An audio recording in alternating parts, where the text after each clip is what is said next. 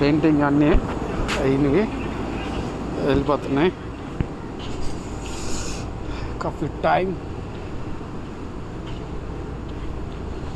ఈరోజు పని అంతా ఇవే.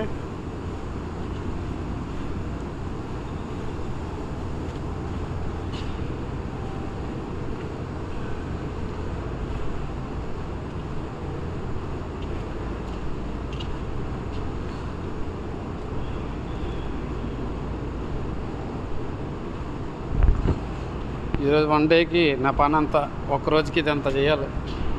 ఈ ఒక్కరోజుకి ఇవన్నీ కలర్ ఈ కలర్ వేసాం, రేపు ఫినిష్ చేస్తాం అన్నమాట.